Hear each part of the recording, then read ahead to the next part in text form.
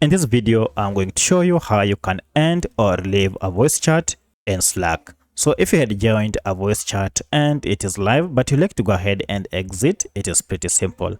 If you find this video helpful, I'll kindly request that you support me by liking the video and also by subscribing to this channel. Alright, you can see I've joined here this marketing reports voice chat or huddle, but I like to go ahead and exit. As you can see, this is live. And I like to exit this. To exit, it is pretty simple.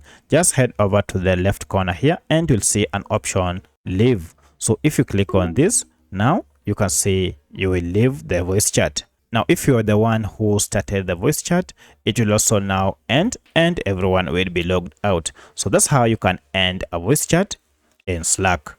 If you have any other question, kindly let me know in the comment section. Otherwise, thanks for watching and let's meet in the next video.